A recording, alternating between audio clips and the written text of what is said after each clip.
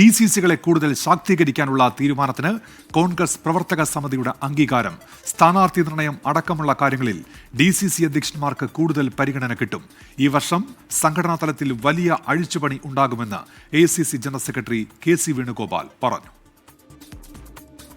വിവിധ സംസ്ഥാനങ്ങളിലെ തെരഞ്ഞെടുപ്പുകൾ മുന്നിൽ നിൽക്കെ പാർട്ടിയെ ശക്തിപ്പെടുത്താനുള്ള നിർണായക തീരുമാനങ്ങൾ ചർച്ച ചെയ്യാൻ 5 മണിക്കൂറോളമാണ് പ്രവർത്തക സമിതി യോഗം ചേർന്നത്. സ്ഥാനാർത്ഥി നിർണയം അടക്കമുള്ള കാര്യങ്ങളിൽ ഇനി വീഴ്ച പാടില്ലെന്നാണ് നിലപാട്.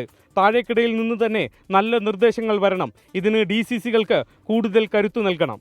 We are going to have a massive organizational reshuffle.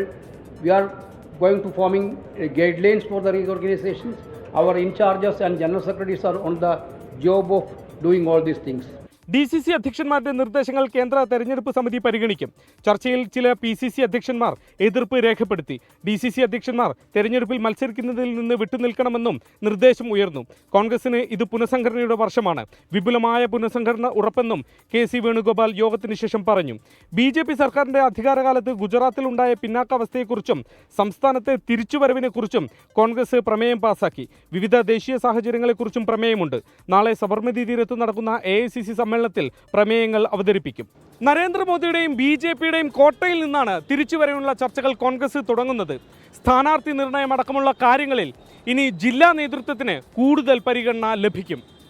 അഹമ്മദാബാദിൽ നിന്നും വരുൺ വടശ്ശേരിക്കരയ്ക്കൊപ്പം ശ്രീനാഥ് ചന്ദ്രൻ, 24.